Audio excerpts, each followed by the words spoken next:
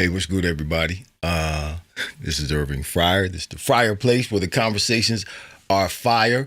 Yes, I do have a guest, a great guest. I just want to say this because he just came in the green room, so I want him to hold on until we get to him. He wasn't on or had not logged in, but I went live on time.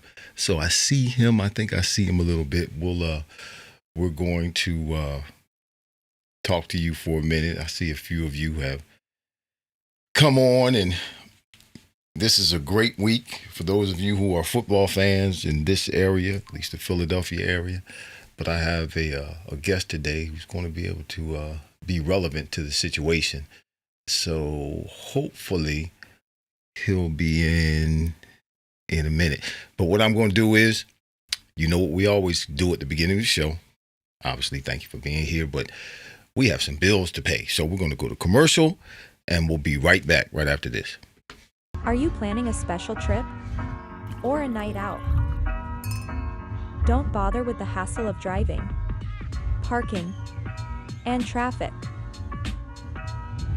Just call Ed's Smooth Transport. One-way or round trips available.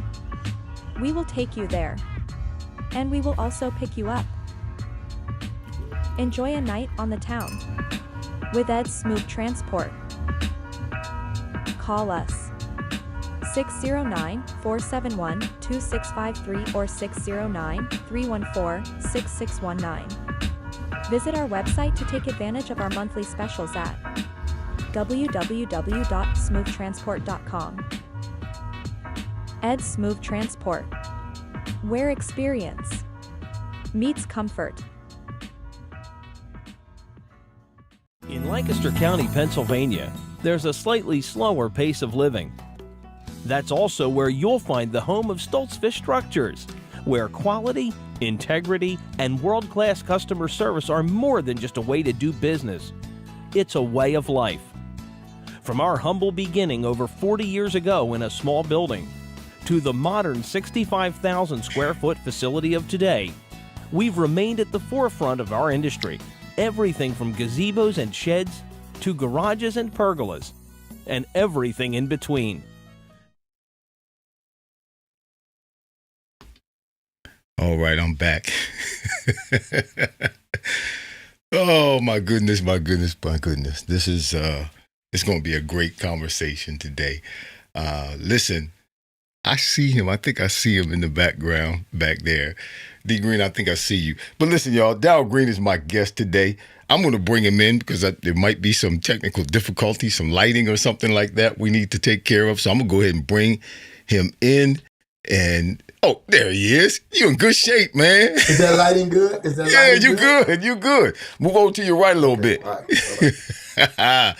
You straight. To my right. Yeah, you good. You there good. You go. Now, can you see yourself? Can you see yourself in the middle of your name down there? At first, I had your girl on, and I was like, "Hey, don't look at me.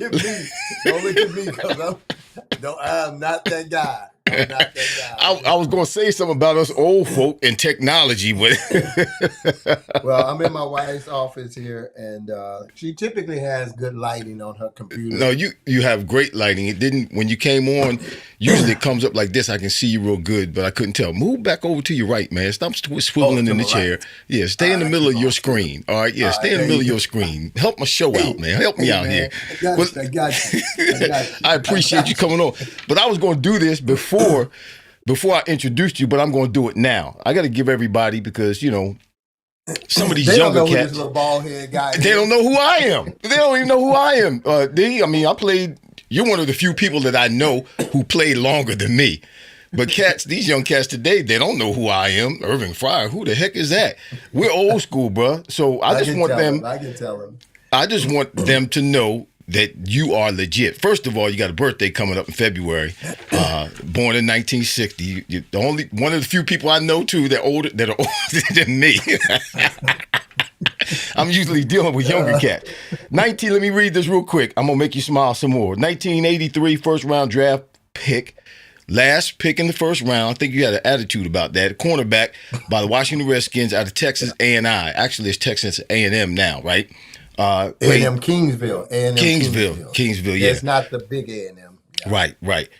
20 years in the NFL, and we're all with the Redskins. That never happens anymore. Two-time Super Bowl champion, 1996 NFL Man of the Year, four-time first-team All-Pro, seven-time Pro Bowler, NFL 1990s All-Decade Team, NFL 100th Anniversary All-Time Team, Commanders Ring of Fame, Pro Football Hall of Fame, 1,159 tackles, 54 interceptions, six touchdowns, considered to be one of the greatest cornerbacks and fastest players in NFL histories. This is a man that I've had a chance to battle, but before I got a chance to retire, we became teammates. None other than the great, all-time, biggest, best Washington Redskin. I was going to say Commander. Washington Redskin of all time, y'all. Yeah, Darrell Green. Let me give my hand clap. Wow. It's good to see you, man. You look good, bro. For an old dude. See, first of all, I can't grow none here. Look, but if I grow this, it would be whiter than yours. Well, listen. Way all white. So, I wish mine would just go ahead and get white. I don't really like the black in there, but I wish it just go ahead and turn white if it's going to turn white. No, I like that. That's nice. I like that. You like the salt and pepper? A little black in there. Yeah, I like the salt and pepper. Yeah. Okay. I like that. Listen, cool. I was dyeing it for a while because it wouldn't get white enough, so it looked like I had patches in my beard. So I dyed it. I did that for like a couple of years. I think you got it right now. I got it good now. Do your crowd agree with that? It was a problem a while ago. Good to see you, man. Good to see you. Just got off the road. I appreciate you coming on. We got some good stuff to talk about. Listen, my show, even though I have, familiar faces and former athletes like yourself on the show, my show is not necessarily about football. It's about human interests. I'm good with that. The challenges that you've had, and because people look at us and they think it's all hunky dory, and they put us on pedestals and they view us a certain kind of way when we're human and we have issues and we're just a microcosm of the world, and we have challenges that we have to overcome, whether it's financial, emotional, psychological, relational, children, wives, we have children and wives brothers, too, sisters. Brothers, sisters, family, it's crazy, family, it's all, we have to deal with all of that. That makes it, being on a pedestal like that and being in the public eye and then having to deal with all of the things that everybody else has to deal with, that makes us, a little bit more resilient. But I think we use the fact that we've made it to that level, professional football, the elite, our resilience, our ability to hang in there, understanding winning and losing and being able to deal with both of those type of situations. I think sports and us being involved with them helps us to deal with life even more so than those who have not played sports. So one of the first questions I want to ask you, man, because I never really did ask you this kind of question when we were together as teammates my last couple of years in the league. You grew up in Houston, Texas, and you were born in 1960. What was it like growing up as a kid in Houston, Texas in the 60s, man? Well, so that's a good question. That's a good question. Yeah. The 10 years from 60 to 70. My parents actually, I think, got divorced in 69, 70. So that was 10 years of family, 5 boys, 2 girls, mom, dad. Dad worked hard. We lived in the community, had a house, all that stuff. And it was rough. But that was a different time. But that was just strictly, I'm a boy, little kid. I'm just happy-go-lucky, I don't know nothing. I don't know anything. I'm just, give me a sandwich and an apple. Let me go outside and play. And, I'm normal. And then that's old school. Once they broke up, we went into the project. We lived in a place called the CUNY home. That's where George Floyd lived for a while. He's younger than me, but we lived in the projects, food stamps, free lunch, all of that. And so that's when the game changed. 70 to 78 when I graduated high school. We lived in a couple of projects and finally got a house. And that was a different time. That was a different time. And again, in the 1960s and 70s in Houston, I can't speak for other places, but I wasn't a athlete. I was a kid. I played in PE on the street, touch on the street, tackle on the grass, in the PE, in the fields, in the backyard, and all Uh-oh. those places. But Mm-hmm. my life wasn't about no athletics or anything. My life was about being a kid and having fun and trying to get something to eat, and just trying to live, and just make it through life. I don't remember.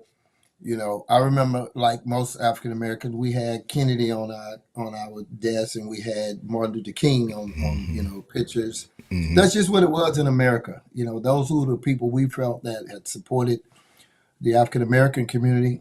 And I'm not political at all now. Just, hey man, vote, but y'all can have the fights. I'm not Right. with all that. But Right. Right. so that was our world, and then. Uh, my mom got a house, and welfare was for people when they have a catastrophic military, lost everything, something catastrophic. And Mm-hmm. welfare is supposed to kind of give you that boost, like, Right. like when your car would break down and, hey man, give me a little push, you get it going and don't, then it Mm-hmm. goes. Welfare was for that. And my mom, in about 2 years, got us out. I still remember getting free lunch at school, but we got a house. We got out of the projects. They were married, divorced in maybe 70, in the projects 71, 2, and then we were in a house. Mm-hmm. Still got free lunch and stuff, but she was working, and so I'm proud of her for that. Lord rest her soul. Got us out of that, and everybody did different stuff. One went to the Navy. My sister, got away, got married. Different people did different stuff, and then I ended up playing football in the 11th grade, and but just for fun, just Mm-hmm. man, me and Clem, Lord rest his soul. He's my best friend. He hung himself when I got drafted. Like the next week, he hung himself, but he was my best buddy. And I said, man, I'm gonna go out for football, and I went out and I made the JV. After running track in the 10th grade, that was the first Mm-hmm. year of a high school. But I made the JV football team in 11th grade and had so much fun. Won every game, 10 games, and I was actually wide receiver and corner. And I realized then that I couldn't catch, so I said, "Okay, it's wide out there. And that's You not." sure listen, you That's sure caught a lot of interceptions. You learned how to catch well, eventually. I dropped more than I caught. Really? Well, I And saw a so, couple but of them. yeah, You kind of scoop with your body. You're fighting it a little bit. I was fighting it. But I ended up playing JV in the 11th grade, and I made the varsity team, and then I went to college. And my other best friend, because we were in, I don't know if y'all were like that, but last names from 6th grade to 12th grade, you had last name Clem Greenwood, Darrell Green, Cornell Green, Gladys Green, all these Wow. G's. Mm-hmm. Cornell was in our class, and Cornell went to college with me, didn't play sports, and I was riding home with him, or planning to ride home with him and a friend.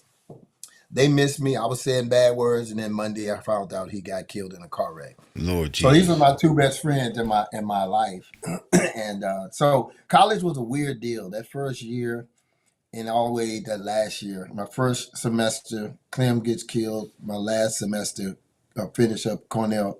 Vice versa, Clem hung himself. When I graduated, Cornell got killed the first semester. So I went home, drove a furniture truck, and a year and a half later, I went back to that same school and got drafted. Then boom, that's when Clem's thing. Then I'm in DC. So I don't know, man. Life, I have no complaints with life as a kid from the '60s, African American. But that's just because I wasn't paying attention to nothing. I Mm-hmm. wasn't paying attention to, I wasn't very conscientious about race and all the crap. Right. Mama, just give me a sandwich. Give me something to eat. I'm 100% kid. Let me go outside and play. I'll try to get my homework done and try to get me a C, maybe a B. I just want to pass my classes. I don't want to be retained. They call it retained back then. Retain, And that not was, failing. I'm gonna tell you what got me through. I'm gonna tell y'all. I've got no shame. This is what got me through high school. Healthy peer pressure. I don't want Irvin to go to the third grade. Yes. And Oh I my got gosh. retained and I'm in the sixth. Oh my I'm sorry, gosh. I'm in the second. I don't Bruh. want you to be in the 9th grade and I'm repeating the 8th grade. So that's what got me through. Just positive peer pressure. Because I'm not the smartest guy in the world. I'm a good kid. I can focus. I can pass my classes. I'm not some incredible guy. I didn't think I was gonna be in no NFL, but that just came about, man. That was just a miracle. That was a miracle. I had some talents. I was really fast. I could always run fast. I was the fastest kid in elementary school. I did a lot of good, running and all that stuff. But back then, man, I didn't, growing up in Houston, the Oilers wasn't Houston Oilers. They wasn't on TV. I wasn't trying to be no pro football. I never thought about being a pro football player. But when I went to college and went back to college, I just started balling out, and then the NFL said, "Man, we want to talk to you." Like, Mom, these NFL coaches, they want to talk to me. Like, yeah, baby, yes, ma'am. They said that I might be an NFL player. Like, oh, yes, ma'am. But I had no plan to be no NFL player. I mean, I had no plan to be one. That's the way it worked out. But my Christian faith in college, I did get saved in college when I went back. That changed my whole game. That changed my whole game. Because when they got divorced, that's what I said. I said, man, I love my parents, but man, I want to try to get a shot at.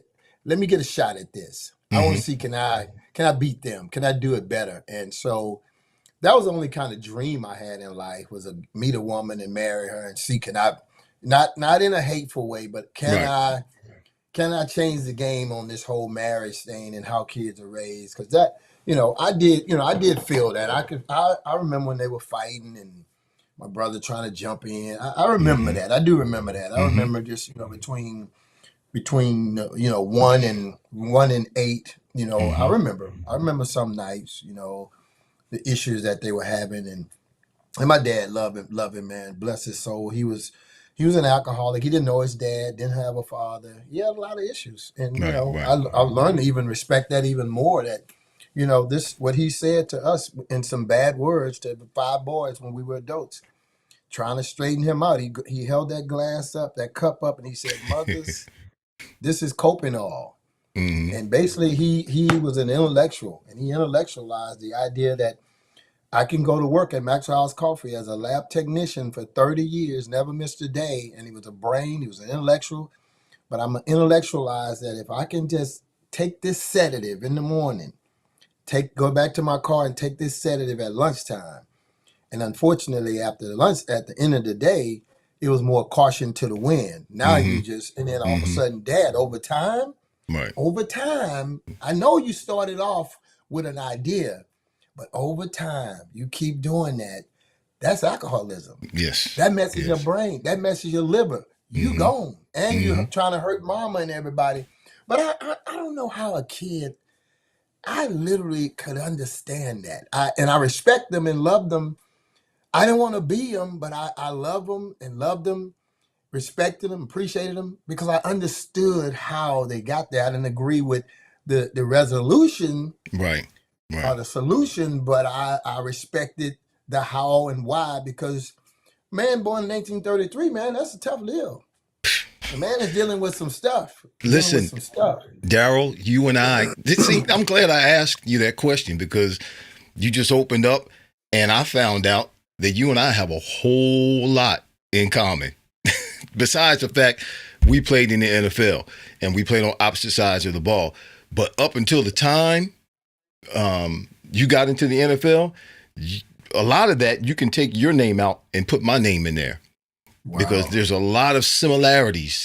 Vincent Capriati's in the house watching. Billy Bell is in the house watching. Dr. Cliff Freeman is in the house. My sister Hope is in the house. I said that he cast my mom. My mama's watching right now. You remember my mama? What's up, mama? Yeah. What's up, mama? Mama's at home on her TV watching us on YouTube. Come on, mama. And she ain't like me. She got everything on her own. I calling people, call police, call your sister. Well, hey, I can't I did have to set it up so she could watch it on her TV. She knows how to get in the comments on her phone, but I had to set it up for her on the TV. She's good though. She's good. Yeah. But listen, okay, so you gave us the whole rundown of football, but man, you ran a lot of track. You were a track guy until you became that guy in football. And no, you weren't. You didn't run a lot of track. Well, you sure set a lot of records. When I went to the middle school at junior high, they called it junior high. Junior high. That was 7th grade. We graduated 6th grade. That was a graduation. Yep. Then with the 7th and 8th. Yeah, that's junior high. There was another school for us too. It was a different school. Yeah. That's it. We got a lot in common, man. So, all right. So here's what happened. I'm in the 7th grade at Christmas Addicts Junior High School. And it's about a mile run back to Bastion Elementary. But I was scared to play football in junior high. So I ran back to the junior elementary, and I asked the coach, was I still eligible to play for the elementary? I never played before. I want to try to play. He said, yes, you can play. You're only 13 or whatever. So I played. And so now I don't play anymore. But I had a fun thing I like to do, Urban. The track team at Addicts, all the legit studs was in my PE class, and I tried to race every one of them. And basically, I beat all of them. So the word got out to the coach, and he sent word for me. And if you grew up in the 60s, no sir and no ma'am was like a curse word. Yep. So the coach said, hey, son, they said, hey, man, Coach Miller want to see you. Oh, man, what'd I do? First thing you think, what did you do? I go meet Miller. He said, son, I heard you've been out there outrunning my kids. He said, I want you to be out on the track on Monday. I want to try to get you on the team. I said, no, sir. I don't, Coach, I don't want to run. I don't want to run track. Man, so that man did not like me, brother. But do you know that I have to admit, I had a plan, not to be pro or college, but I said, I want to try to play in high school. I played in the 7th grade, 6th grade, for the elementary, while I was a middle schooler, but I had an itch that, man, I want to try to play in high school. I didn't think about college or pro. I just want to try to play. But I said to myself, I'm going to run track in the 10th grade, the first year of high school, which that was. When I get to high school, I'm going to run track because I'm going to need an intro. I'm going to need them to know that I'm an athlete or something. Guess who transferred to my high school? Coach Miller. I'm still trying to hold on to my plan, so guess who I got to go see? Hey, Coach, got my head down, I want to run track, He said, okay, come on out there. I think I'm going to have you run the mile, the half, and the mile. Wow. Coach, what are you talking about? Man, I ended up running the half mile and the mile relay. So 400 and 800 on so the open 8 and the relay for the 4x4 in the 10th grade. And I did good. I was happy. I did it. But my plan was I'm going to try football in the 11th grade. I had already had that, just thought through that. So, okay, I tried the track. They know me. My nickname was Duck. They called me Duck. Why they call you Duck, man? Why they call you Duck? Man, that's something in the family. I don't know. I got a lot of theories about that. Okay. But I used to tap dance with my feet. I had duck feet. I could tap dance with my feet. Okay. I think that's why. But anyway, I go out for the football team in the 11th grade after finishing the track season. And I made the team, JV. They put me on the JV. I made it, man. I was so happy. We won all the games, 10 games. I started. So now, all I'm focusing on now is trying to, it's going to be tough to beat that 11th grader like me who was on varsity, that 10th grader who was on varsity. This is my first year, really, and I'm on JV. But I was ready to take that challenge on. Like, hey, man, I'm just going to, I understand it now. I played. I know the game. And so I'm done with track. I'm done with everything. I'm going to I'm not trying to go to college. I just want to make varsity. I just want to make varsity and start. That's my goal. Okay. So I put all the work in, but man, oh man. And I end up making varsity. and I balled out. I made all district first year players, started in front of those guys. And man, so in 11th grade, before I did, then when the track season came, man, that man cussed me out every day, and because I said, I'm not running, coach. I'm done. I'm done. Good. I'm good. But man, every day he stand on that hallway and he wait on me and just, oh my gosh, that's what they, and that was part of that community. I didn't tell my dad or mom, but so man, I went out. Can you imagine going out at the district meet when you haven't done anything all year and run 800 meters? No, I can't. I can't go out. I can't imagine running 100 meters. No. I think I got dead last, and the man was standing at the line. He was standing at the line. And well, you hadn't trained. You got to train for that. Yeah, I can't run this thing, but I came out there because the man was killing me. And he knew it was going to be embarrassing. And I ran that thing, man, and he went off, and I got dead last. But then I made the varsity football team and started. But I was the first kid on the track my senior year because I could not take that from that man again. Right. So I've already finished my football. I'm not getting no scholarship or nothing, but I did what I wanted to do. Now I'm just running because this man is going to make me lose my mind. And sure enough, we won the state. I was the horse that got us to the state meet in the mile relay. I was running about a 400 meters.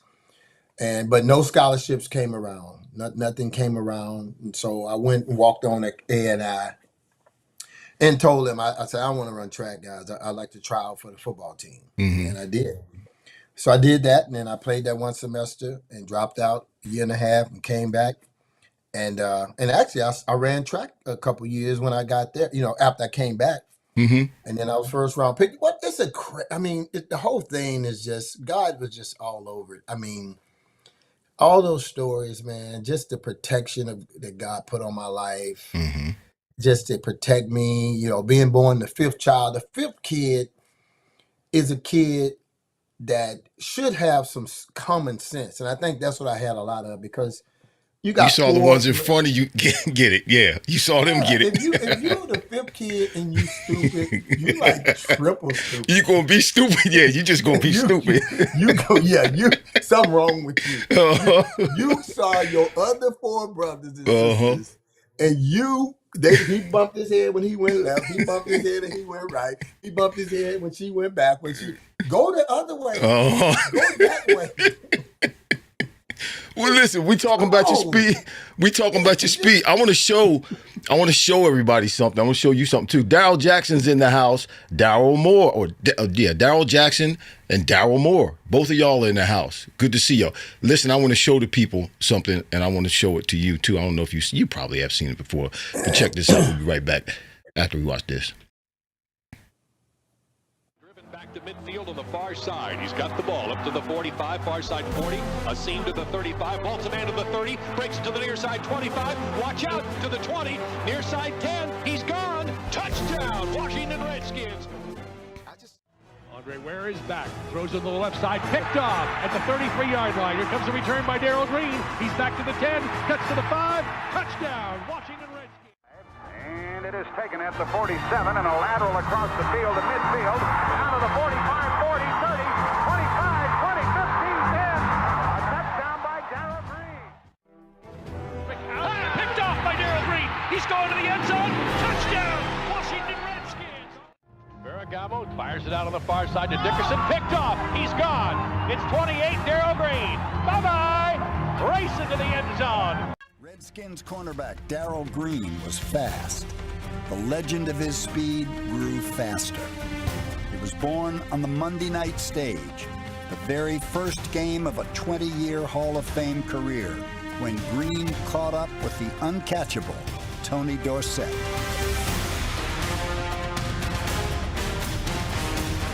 Only one man in the field could catch him, Darrell Green, the world-class sprinter from Texas A&I. He ran a 10:08 100 meters, and that was second only to Carl Lewis a year ago.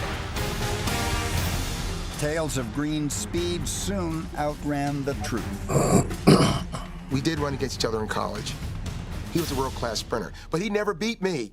Darrell, stop telling the world you did not beat me. Darrell's without question one of the fastest guys I've ever seen.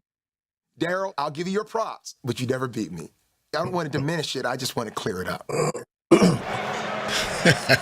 That was Carl Lewis. Yeah.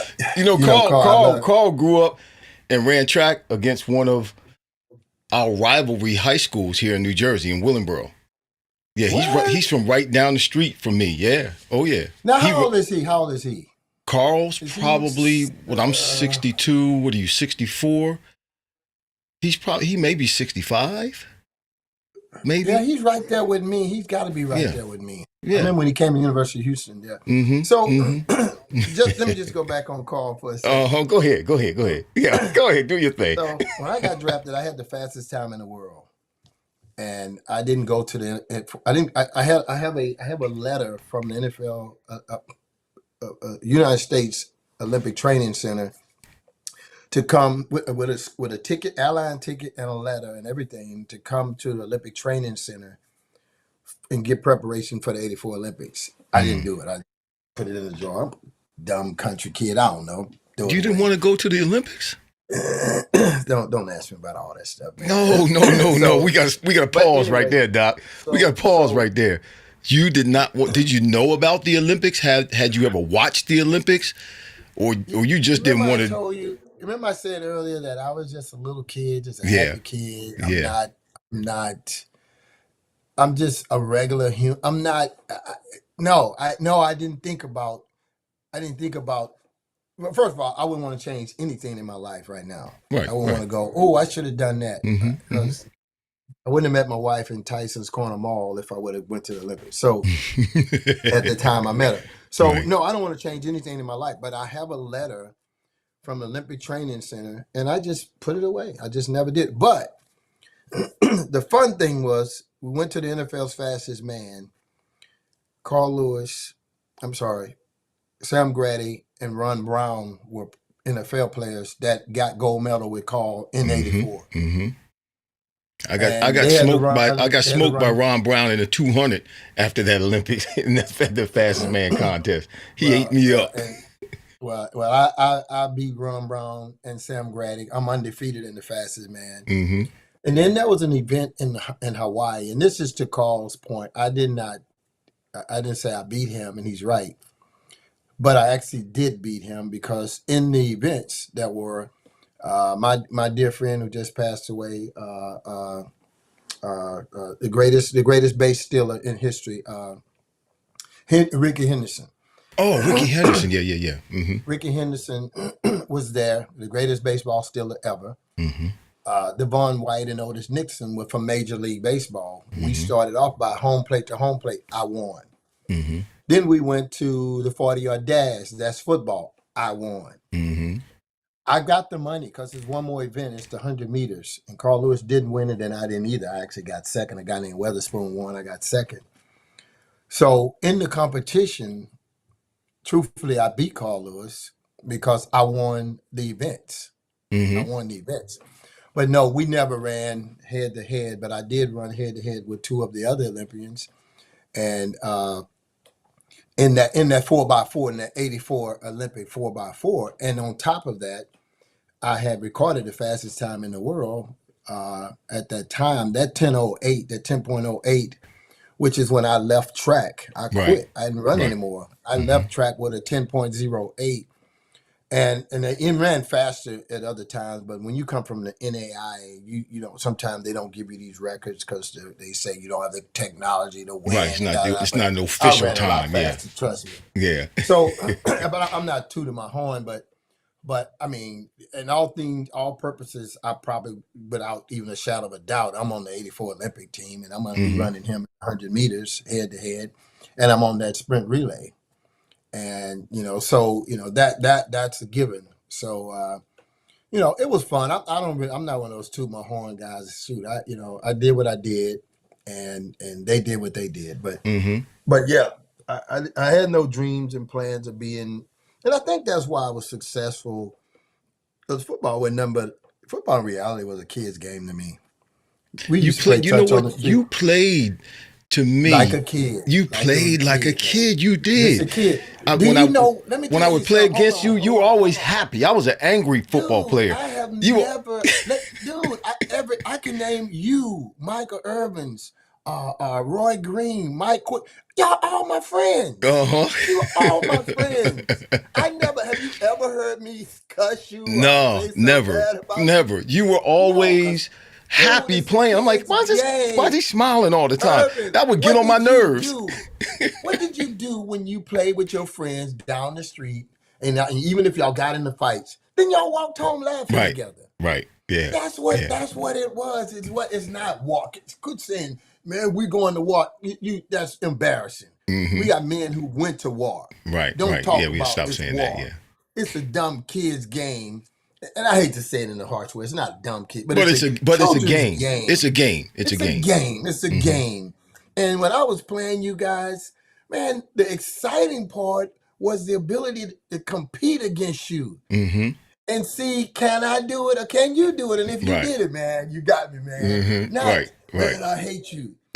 I'll go back and try to get better next time. Right. I mean, it's competition. It's not, I never hated anybody. Mike Irvin's been in my house, spent the night in my house. Mm-hmm. Even when we were playing, it's, you know, Jerry Rice, oh my gosh, I got a story about Jerry Rice. Go Jerry ahead. Rice wouldn't speak to you. He wouldn't speak No, to Jerry you wouldn't. before the Yeah, game. Jerry didn't. He wouldn't Jerry speak didn't to you speak during to the you. game. He Yeah. wouldn't speak to you after the game. No. Yeah. Yeah. So one day I got mad. I'm like, man, I told the media. I said, man, this guy's crazy.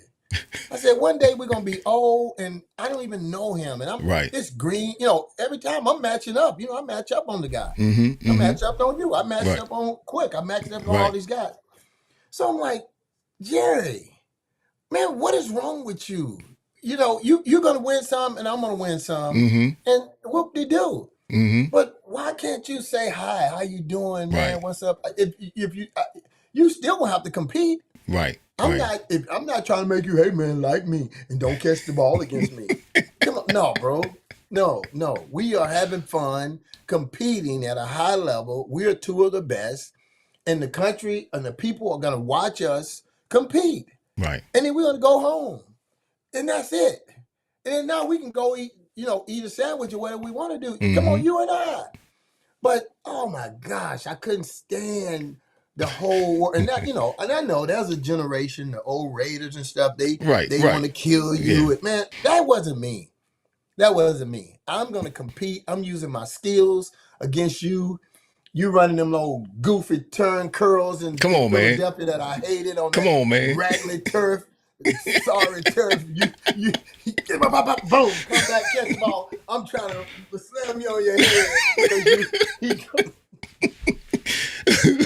Well, listen. I know didn't. what y'all gonna run. He Yep. gonna run this dumb Right. curl. But just we gonna do it. I got to respect it. I have to respect it Mm-hmm. because he can't run by me. No, I man, couldn't run by you if they didn't throw the ball right. If I ran by you and they didn't throw the ball out in front, it's an interception. Man, if they threw it back behind me anywhere and I had to slow down, it's got. But no, I had to play. I couldn't play. Well, I wasn't taught to play for fun because when I was in college, I was a wingback, so I blocked linebackers and defensive ends. Yeah, and that's what I was. Mean stuff to you, trying to hurt you, and all that. But I had to get myself ready to do that on a consistent basis. And when I came into the NFL, yeah, they drafted me as a wide receiver, but I had the mentality of a running back, of a wing back. So I was blocking. I didn't care about catching no balls. I just wanted to hit somebody. My first 7 or 8 years in the league in New England, man, I was crazy. Darrell, I really didn't learn how to play wide receiver and didn't appreciate the poetry of the position until I went to Miami with Dan Marino and Don Shula.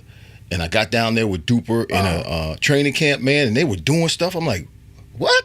Y'all, huh? We never did that before. You can change the play at the line of scrimmage? We never did that before. Dan can give me a signal. I can run whatever route he gives me, and we never did that before. Oh, man, it was like being set free. It was like being set free. Shula told me one day. Is Miami before Philly? Before Philly, yeah. Shula, Philly, okay. before Philly, yeah. Shula was after Miami was after New England. Shula told me one day in practice, Shula told me, Irvin, why you running so fast? I said, because that's what I do. I run fast. I burn y'all just like I've been whooping on y'all. That's what I do. And I was my first mini camp there. He said, no, you gotta take your time and set your defensive back up. Dan's got to step up, make guy miss, and get you the ball. I'm like, huh? I'm looking like, what? I've never been taught that before. I've always been taught, hurry up and get open. Hurry up, run your route. That's the way it was up in New England. You had to hurry up and get open. Straight line, hurry up and get open. I never was able to make a move, set a guy up. When I got to Miami, it was a whole different story, bro. That's when, it was like being born again. Well, I know one thing.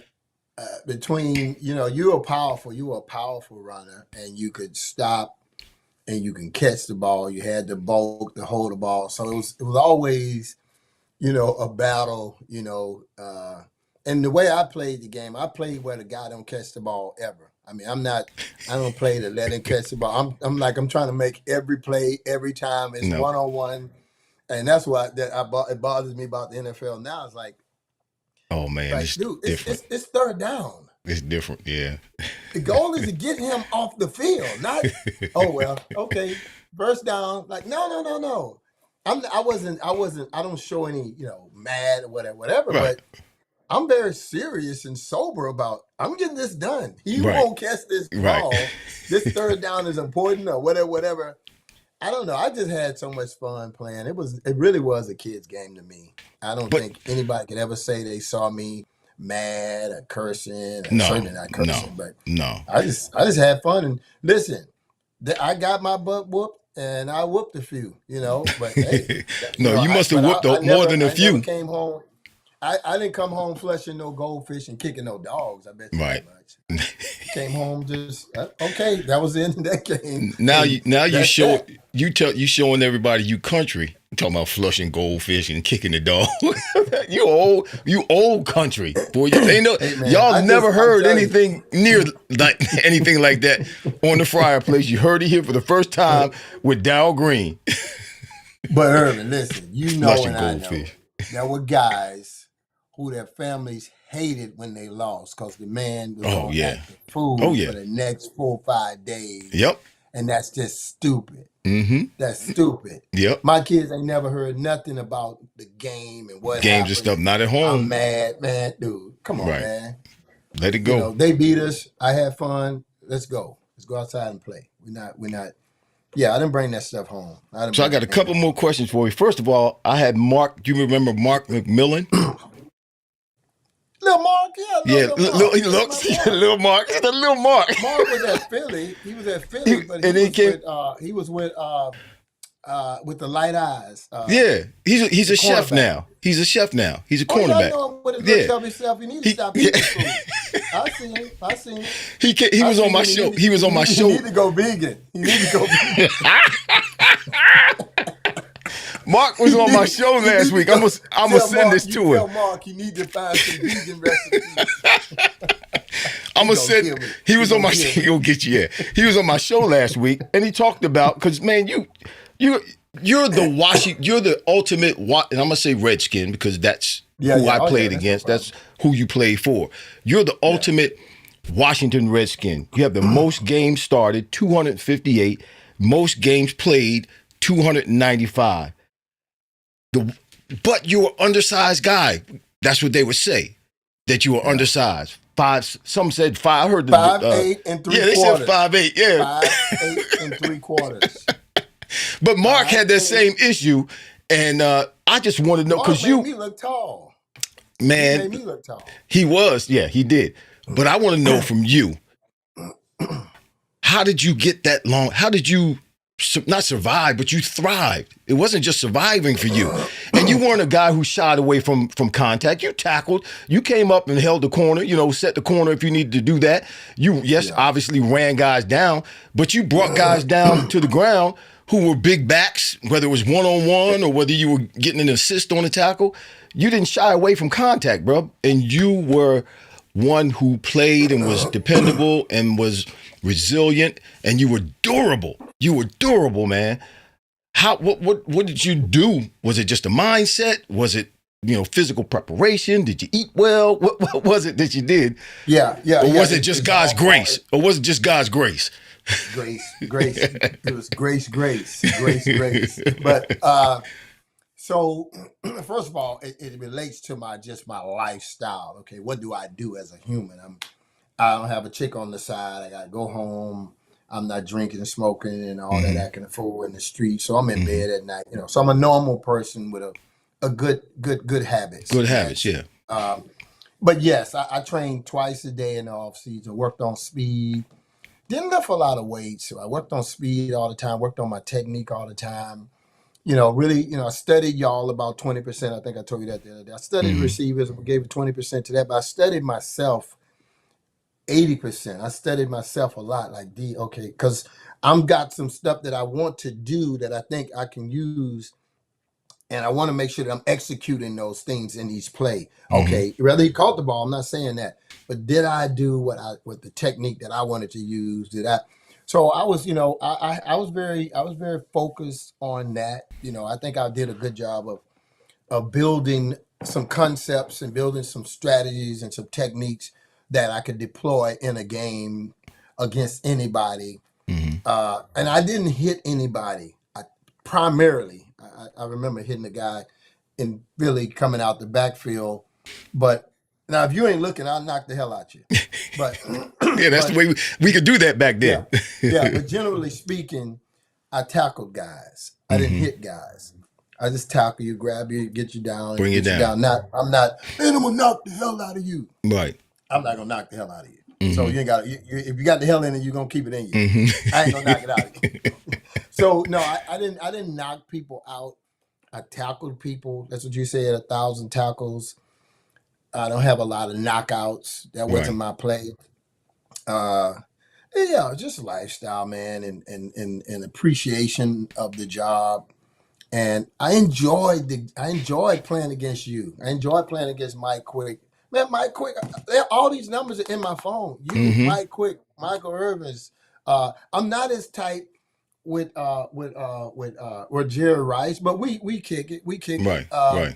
But or Roy Green, that's my cousin. All these guys, man. I knew, and as human, in our competition was what it was. Right. And you got to beat me, no matter you like me or not. You still gonna have to make the play. So you might as well like me. I ain't doing nothing. I ain't done nothing to you. Maybe if you like me, hey, man, how your mom and them? Your mom and them good. I ain't mad at you. I'm not mad at anybody. I couldn't get over that, Herb. And I know, like you said, people were taught a certain way. Right. And it don't have to be that way. Realistically, your skills that God gave you and what you developed and enhanced is what gets you to beat this man. Not how mad you are. Not hate. Right. Yeah. How hate how much you hate him. That ain't gonna beat me, bro. You can hate me all day. You're not gonna catch no ball. It might make you tight. It might make you tight. Yeah. Keep you from catching the ball. Listen, a couple more questions, man. We running out of time, but and this has been great. I got to have you back on, man, so we can chop it up some more. We go 2 hours, man. We're not gonna go 2 hours. But I love you, man. So the last time the Washington Redskins, Commanders now, were in the Super Bowl was 33 years ago? Was it 33 years ago? Was it wild? Yeah. You were in those Super Bowls. You won 2, Super Bowl 22, Super Bowl 26. Actually, you lost the Super Bowl. Was that your rookie year? My rookie year. Yeah. Super Bowl 18. And that was the year. What was your rookie year? You went your rookie year, didn't you? After you. No, I went my second year, 85. Got beat by the Bears. You went, okay. 84 was my rookie year. Yeah. So I went, but man, my rookie year. When I say Super Bowl 18, now it's Super Bowl 59, I'm like, dang, that was a long time ago. We're getting old, man. Good gosh. So now the Commanders got a chance. I just want you to speak on the Commanders for a minute because they're here. They're not here in Philly yet. They're coming tomorrow probably. And they're going to play Sunday at 3 o'clock for the chance to go to the Super Bowl. I don't know how much you follow them, but I know you live down in that area. You cannot have avoided people talking about Jaden Daniels and his play as a rookie quarterback this year, and the fact that they're obviously coming up playing Jalen Hurts and Saquon Barkley and some Philly. And the last time they played down in Washington beat them. Jalen got hurt. All the narrative that goes with it. So just give me your quick spin on it, man. With what you think is going to happen in this game. Well, I know one thing. Hats off to Philly. The championship should go through Philly. Philly, I said this before, that there were 3 games. They were doing well throughout in the early parts, and they had Pittsburgh, Philly, and Dallas. Mm-hmm. Pittsburgh, that's real NFL football. Mm-hmm. That's football, historic football. Right. Philadelphia has dominated the NFC East for the last 5 years, whatever. Right. And Dallas is a big rival more than any of them with our team. So I said, man, when these 3 teams, when they play those 3 teams, y'all talk to me then. They lost all 3. But what I didn't equate was that all of that experience was going to create value, was going to create benefit. Right. And so, they are a more weathered, more matured, better team than they were. And they are very, very capable of winning this game without a doubt. And don't fool yourself. They have the ability to do it. Philly, in my humble opinion, is still the champion. And you can't take anything away from them. I gave Philly the trophy years ago when they won the Super Bowl. When they went in 2017. And they've been going to Super Bowls ever since. Mm-hmm. And it bothers me that my buddy, the late Reggie White, didn't get to experience this, back when they had definitely Super Bowl capabilities. Right. Or Randall and everybody. But no, this team, Philly is Philly. Philly, I was at the last few Super Bowls with them. I brought the trophy to them. They are who they are. Right. The question is, who are these guys? Right. So I can't say a lot of stuff over the top of Philly because Philly is Philly. Right. They're proven. They're proven. I can't go beat Philly up. That quarterback is proven. That team is proven. What are y'all? Don't answer me. Don't say it, but verbally, just go do it. And that's what we're gonna find out. Mm-hmm. Well, they've already done. Listen, the championship is going through Philly, and Philly's been home. But we thought before last week that Philly was going to have to go to Detroit, but the Commanders went to Detroit and did the unthinkable. They knocked Detroit out of the box, and that's why they're going to Philly. But listen, this quarterback you guys have. I don't know if you watched him or even seen him or spent any time to him, talked to him, but he's a different cat. He's playing statistically. He's had the best season of any rookie quarterback in the history of the NFL. Since the month of December, since December started, he's playing statistically. He's playing better than any other quarterback that's playing right now, that's still in the playoffs. Man. And he does well. He's got a 69% passer rating. He completes 69% of his passes. He's number 1 out of all the quarterbacks left in the playoffs when it comes to pressure and when it comes to blitz on 3rd down and on 4th down. The rookie. Pretty good, man. So, then this is a good point because this is the highest level you can get to before the Super Bowl. Right. Look at that kid who I Lord bless him, who dropped that ball in Baltimore against Buffalo. Mark that Andrews. Kid is a legit player, incredible player. Mark Andrews. I know the quarterback took a little bit of a little grease off of it. Took a little off it, yeah. It didn't stick. Took a little off it. Yeah. But this game, I don't think anybody is beating their chest. Philly, as well as the champion as they are, and they should be first in rank. Mm-hmm.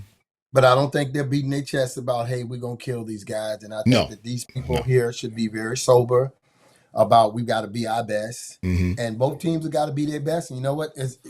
What else do you want? What else do you want? Right. And Detroit had their chance. Right. They done it last year, and they come in this year. And move over because you're not ready yet. You're not ready yet. Maybe next year. Yeah. But the question, what I love, and I think everybody in sports, they love seeing this. Can this young group do it? Can the big boys maintain themselves? And guess what? Philly and Kansas City, they've been there the last 5 years. Right. Well, Kansas These City other just teams, yeah. these other teams are trying to be them. I said Right. that earlier this year. We want to be Philly when we grow up. We want to be them. They're the standard. They're the NFC standard. Right. But for the next, If don't you want think the standard, then you got to come on. you got to beat the king? Yeah. Yeah. So, They're going to be. It's going to be a great competition for the next few years. I can't beat my chest about nothing. I mean, Philly, you can't talk bad about Philly. Come on, get real. They've been killing.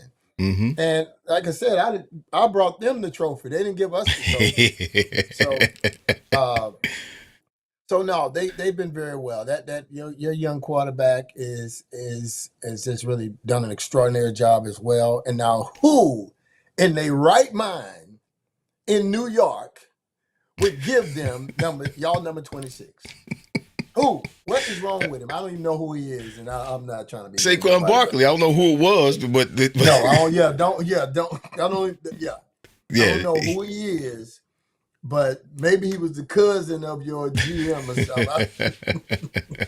Listen, Saquon it's been phenomenal watching him this year, man. When Incredible. I first saw that boy right out of college, I said, "Wow, this kid is gonna be that dude." I said that day one, and I never even seen him before until the first game I saw him in.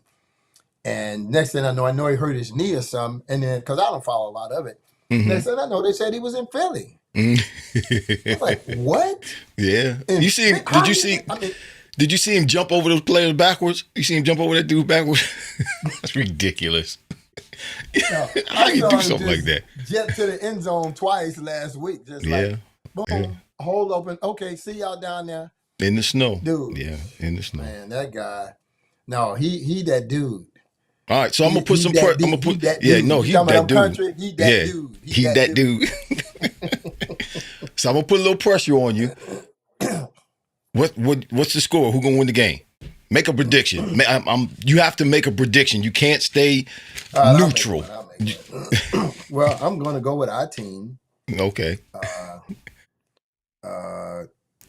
31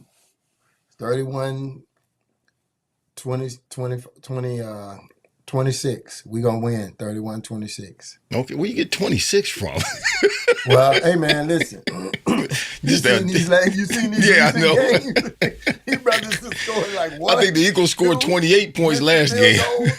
Man, this has got to be the year of missed field goals. I mean, there's more missed field goals in the history of football. Yeah. It has to be. And then the other day they ran and got the 2 point. They gave them the 2 points, run out the back of the end zone. Right, you don't know what's going to happen. Right, in the game. right. Yeah, like I said, they just scored 28 points. All right, here's my last question for you tonight, and I'm gonna let you go. Tony Robinson is in the house. Eddie Casper is that Al Catone? That's right. He has that you ran a 4.0940. That's the 40 you ran. Yeah. That's Tell crazy. Him put that's it. Put that That's down. it. Rick, Vincent Capriati, Billy Bell, Hope. Good to see all of y'all. We got a bunch of people. Listen, whoa, there's a bunch of people watching right now. Awesome, very awesome. Was that Lori Reynolds? That's the Lori that sent you the link, Darrell. That's Lori who sent you the link. She's Thank you so much, Lori. You left me hanging out here in the snow. I got in, though. You helped me. Listen, there's only about 10 people who have said something in the comments. I got 4 times that who are watching. Write something in the comments. Let me know who's watching right now. Shout me out. Ricardo Harding, what's going on, bro? Shout out to you. So here's my last question to you, bro. All right, you ready for this? I wrote it down. Ready. Y'all ready for this? Who's your toughest receiver to cover when you play? Oh, my God. Who's your toughest receiver to cover when you play? Man, everybody brought certain things to the table. Now you're going to just... now So you're being political. Now you're being... No, that's not true. That's not true. Because... everybody. There's something that people bring, right, including both their quarterback, Mm-hmm. and sometimes their scheme. Right. Sometimes the scheme can be a problem. Sometimes the quarterback can be a difference maker. Troy Aikman was throwing BBs. Mm-hmm. He's throwing BBs just right out, like right outside corner, right out, hitting it right there. And Michael Irvin's hands were big and strong. Mm-hmm. I'm just 6 inches away. Right. Yeah. And this boy's throwing this ball without any. If you make any mistake, mm-hmm. so I'm not just jacking around when I say that. No, you're right. The problems were bigger than just the receiver. Right. But you're right, because listen, I know about that because I have the record for playing with 19 quarterbacks in 17 seasons. So I know there's a problem when a quarterback is average now you or below sitting there average. trying to make adjustments on the back end of the ball. Yeah. So you know what I'm saying. So, but that said, and I told you before, I watch the receivers about 25% of the time to try to get what I'm dealing with. Okay, can this guy really run? How quick is he? Can he get out of his break? You know who used to kill me my first year? Slow white guys. Right. Yeah, because you had to slow down. Mike Renfro in Dallas. Seattle Seahawks, Hall of Famer. You know what I'm talking about. In the beginning, the guy, I can't think of his name, but the receiver from Seattle. Steve Largent, yeah. And man, Tittle was over in Arizona, Phoenix, not Phoenix, St. Louis. Mm-hmm. And I'm not talking race, but they were white. Right. But they were slower. They were slow. And I didn't understand, dude, slow down. You're faster than them. Tone down, and you can dominate these guys. But if you're gonna stay running up high and they just doing this little stuff, and and next thing you know, they catch the ball on you. Mm-hmm. So everybody have different things that you're dealing with. So some guys were just, the late Cliff Branch. He can fly on the 9 route. He couldn't get out of his break very well. I didn't think that Moss could get out of his break very well. Right. Moss can run by you and jump over your head. He got long legs, bro. He can't break it down. And he may disagree with this. I don't think he worked on his routes to say, I'm then going to be this incredible. You were a technical route runner. Old pro. Who was old pro? Because y'all both came to the Redskins at the end of my career. Andre Reed. No? Got drafted by the Rams with me. He was there with us? I think he came before you, then you came after him. Okay. I don't know who that is. I call him old pro, but people who had different skills, route running, and that was my thing about receivers, is heart. Michael Irvin's heart. Hands, route running, speed, brain, quarterback, set. So it's a lot of things that I'm dealing with. If you want to just have a race all day, this is going to be an easy day for me. Right. You got to run everybody. Good. Especially on Dallas and Philadelphia turf back then. Man, I hate trying to get out of there on that curl and those kind of come out, man. My feet are hurting. So you got a lot of stuff to deal with, man. So you can't just say who was and who wasn't. Is what they did when they was doing what they did and who was throwing the ball and all that different stuff. Roy Green, he was trying to just run across. He on the other hash. He gets the ball, tap out of bounds on the other side. On the other sideline. Remember, I'm man on man. This one-on-one. Right. He's trying to run away from you and catching the ball, tap out of bounds on the opposite side. That's a lot of running. So he's trying to play these angle games with me. He's in the backfield, moving around, all this stuff like they did Jerry Rice when he got older. They stopped sitting him and start moving him so he can get open. There's so many issues that but see, everybody can't talk about this because most people didn't man on man. Right. If you played me, you knew who had you. Right. If I'm playing Washington with Philly, I got Darrell Green in front of me all day. Darrell Green gonna cover me all day. But it was 1-on-1, and so everybody can't even talk like I'm talking because they didn't have the experience that I had of trying to deal with you by myself all day long with all the junk you're doing. versus, oh, let him go over there. Let him go to him. No. He mine. I got to deal with him. Wherever no he goes. What he do. Yeah, so it's not a lot of guys in the whole world that can talk like I can talk. But the issues around the receivers, man, they were plentiful in terms of issues, but they were more complicated than just this guy is this and that. Now, you in the route running guys, you in that route running class. You're in the hands class. You're in the heart class. You're in that higher echelon of those top 5 elements. You know, what was your? I mean, were you a 4.3? Were you a 4.2? Yeah, 4.3. Like really? 4.3. Yeah. So you got speed, hands, heart, route running. You had all of the Right. elements.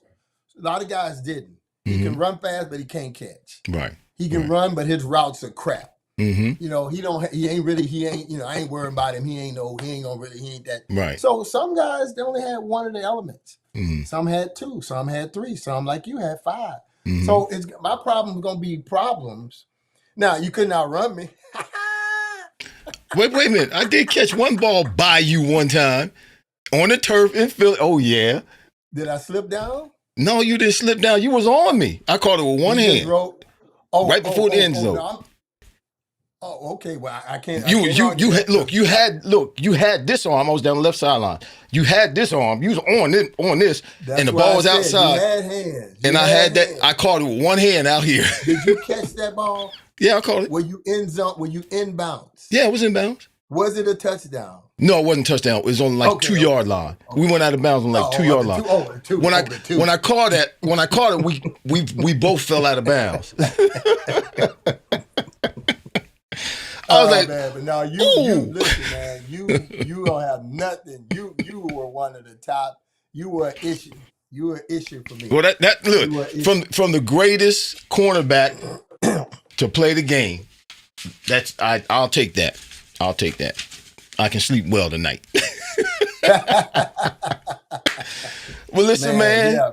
I'm going to stay in touch with you. I appreciate you. You brought on a whole lot of people tonight. Good gosh. Whole lot of people watching. Well, let's do it again, man. Let's do it again. I sit in my wife's little room at night sometimes. Okay. So let's do it again. Just let everybody know. Pay attention. Shoot some questions, man. Let's have some little dialogue. People want to ask questions and comments. Yes, sir. And like you said, you know, because I like to interact with people, especially, you know, these men or these kids, you know, who are men with kids that want to talk about. I can tell you how to be a great corner. I'm one of the greatest to play. But I can tell you about how to be a good dad and a good husband and a good community leader. And also my record, you know, in terms of I'm one of 3 players that play for one team 20 seasons. Right. I have the most games played on defense in NFL history. In NFL history, yes. But I've been married 40 years, and you know I'm here, and so we can talk about other things, you know, about life, and I love to do that. That's what I love doing. So this is what we'll do. Real talk, and I don't want to talk to somebody that's tripping. If you're tripping, keep tripping. Keep tripping on by. Keep tripping on by. Tripping on by. But, you know, let's talk some real talk, man, where life and we can get better. And I'm going to just say this. The Commanders, I'm not talking about any other team, the Redskins Commanders. Our team needs to be good both on and off the field for our community. All these teams need to be great, these men and women in all these different places, because we need more cheer. Like now with the Red Commanders, people going to the grocery store, hey, how you doing, Jim? Hey, thank you so much. Hey, please and thank you. Please and thank you. Hey, how you doing? At the water fountain at work. People just, for some reason, it just makes people, I don't know how it does that, but we need it bad. We need to win because, man, I'm sick of all these people hating one another. Let's get something to laugh about, even if it's a childhood game. Let's get something to laugh about and high five about and become more human versus all this other foolishness, man. Because life ain't long, you know, and it's not worth it. All this other foolishness. What do you win? What's the prize? What do you get? What do you get? I just buried a 36-year-old nephew 2 weeks ago. So, no, man, we need it. If this is what it takes, I'm happy for our community. And I know Philly is happy for their community. that people can smile and laugh and sit down and eat a hamburger together and drink a Coke or beer, whatever they do, and just be and have some kind of humanity with them. And that's what our team does for our city. So we're happy for that. We're happy for that. And I know you guys are as well. Yeah, it's been proven statistically when in a city that has a professional team, when the team is playing well, the rate of crime and violence decreases. People are happy. I said that the other day, and I said somebody need to research that, but I believed that and didn't even know that. It's proven. Yep, it's proven. No, when the team is doing well. In reality, that's a shame. Yeah, it's a shame. Yeah, but yeah, whatever it takes. Together, whatever it takes. Now you sitting white, black, yellow, brown next to each other in a stand, screaming for a childhood game, but yet you go down the street next door and I've had issues with my own neighbors. Like, what's wrong with y'all? What's wrong with y'all? And so, yeah, man, that's the thing that hurts me the most. But that's also the thing that I'm grateful for. That particularly when our team, and this was before I even came here, our team means so much to our community, and it helps us. It helps our community. It helps us, and we need help. America, the world needs help. You got the big soccer game, the national world soccer. You know what I'm talking about, where they have it in different countries. Right. People get excited about that. They get excited about that, and that we need stuff like that. We need more of that because people are tripping. We are tripping. So this is what we're going to do. This came to mind when you just finished expressing the fact that you want to talk to our viewers. So in a few weeks, 2, 3 weeks, 4 weeks, in a month when we set it up, we'll get a date solidified. And prior to that date, I will advertise. All right. I didn't advertise that you're going to be on the day and people are watching. I'm going to advertise that we're going to have a community conversation with Darrell Green, where we're going to allow folk to come on and express themselves, ask questions, and we'll dialogue back and forth with them. That'll be great. I love that. That'd be great. Let's do it, man. I'll do it. I'll make that commitment. All right, y'all look for that. We're gonna advertise that here in a few weeks. Communicate with Darrell and get a date set, and we'll be back. He'll be back in the house. Do it. Let's do it. Next time I'll give you the screen. I don't know if it works like. Yeah, I'll give you the screen next time like that. The whole screen. Can you see it?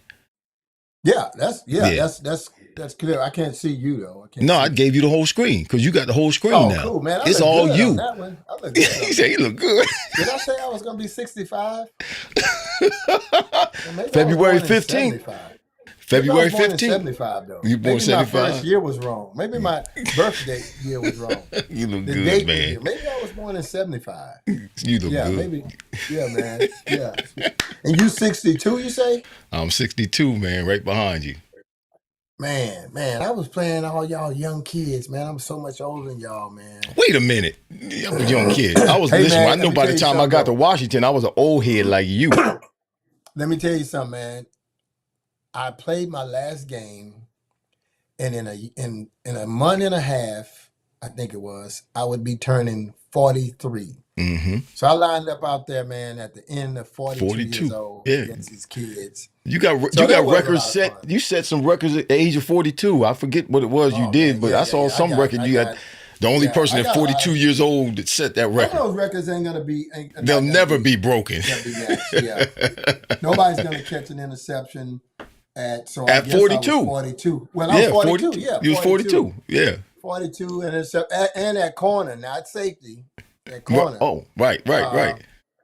And that punt return that I ran in the last game, I was 42. And I think it was a 34, 36 yard punt return. Yeah. At one point I had in my rookie year, I ran that punt in the Super Bowl my rookie year. That was a record, for a while. But then I think Desmond and all of them blew that out. But I had a couple records. But most of them are that longevity stuff. Right. And all that stuff with longevity. But it was a lot, man. It was a lot of fun to me. We had fun, man. We did. We had a lot of fun, man. Good times. It wasn't, and we wasn't mistreating people and taking advantage. We were just, we who we were. And this is what I tell people all the time, and I'll let you go. if you just do what your mama told you to do, if you just do just 70%, 7 out of 10 things she say do, just do 70% and your life will be great. Right. If you do 90 or 100%, but listen, if we just did what mama said do, man, so many guys right now can say amen to that. Man, if I'd have just done what mama said. I was just going to say, that'll preach, bro. just do what If your you mama was just said do. Man, just do. I'm talking 8 out of 10 what mama said do. You'd end up on the top ledger, on the positive side of the ledger. Yes, sir.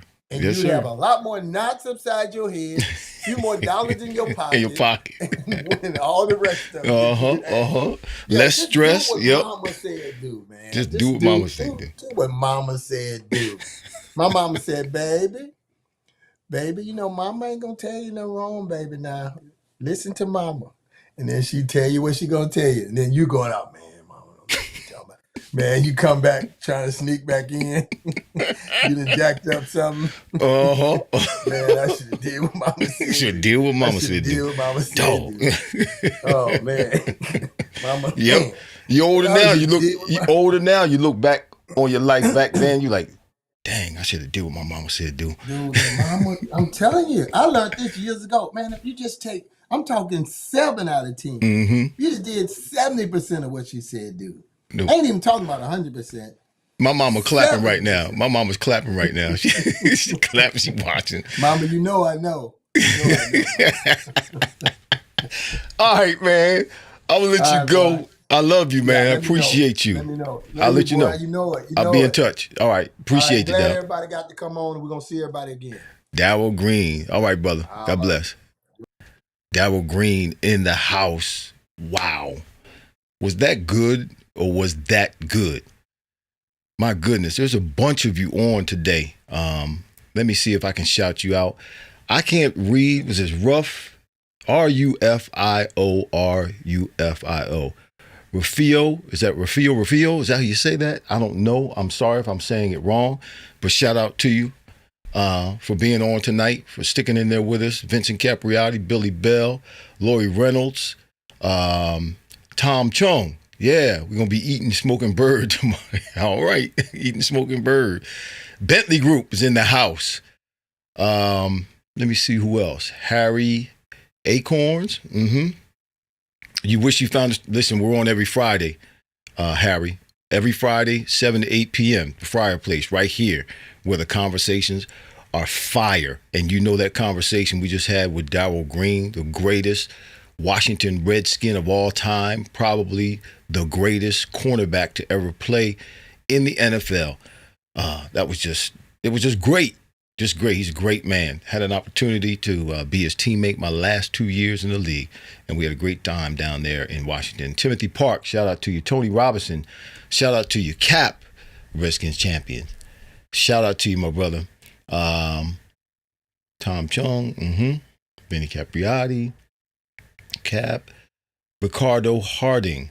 Shout out to you, Mama. They want you to notice the chats. I see the chats, yeah. Ricardo Harding, Tommy Robinson, Brian Jenkins Comedy. What's up, Rev?